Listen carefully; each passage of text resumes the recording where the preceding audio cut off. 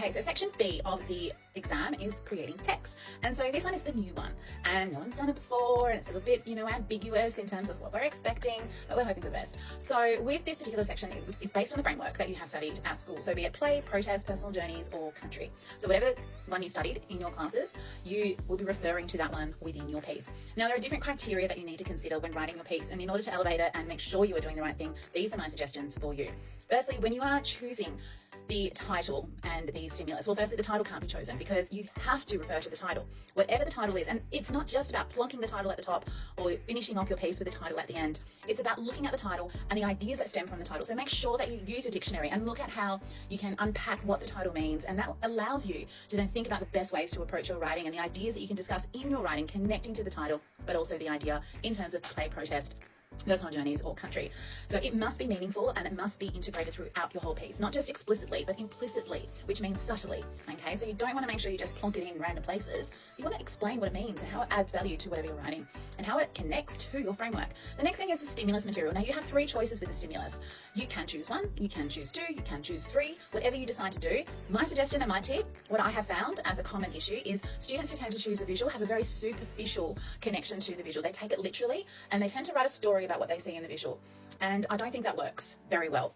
It can work as your second sort of choice of the prompt, but I would choose one stimulus and focus on that one stimulus, be it written, and unpack those ideas. So I sort of said to my students, look at the title as if it was a text response essay as the overarching theme and what stems from that connects to your framework of ideas. And then use the stimulus material as a way to unpack that and then develop arguments that are connected to it. Not arguments necessarily, but ideas that are connected to it that you can then expand and explore through the choice of writing that you have.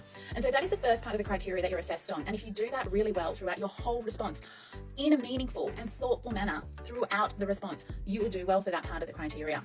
If you just add it in a very superficial way without explaining what it means and how it can connect to your framework, then you're not going to do as well. The second part of the criteria is understanding who your audience is, but also the purpose. Okay, it's not really the audience, it's about having an authentic voice. So whoever's reading it will understand that whoever is saying this, whoever is talking about this particular idea sounds true and genuine, that they know what they're talking about. So if you are adopting a persona, make sure that you're using language that that person would use. So if you're pretending to be a professor in a particular field, use language that they would use and use it correctly. If you are talking from the perspective of a Year 12 student, that is you, but who is your audience? So again, that language also needs to be relevant and authentic for that particular audience.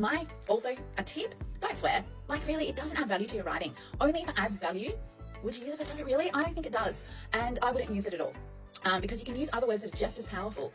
The other thing is making sure that you are addressing a particular audience correctly. And if you are doing a particular form, that you have structured it correctly as well. So if you're doing a letter, have you structured the letter correctly?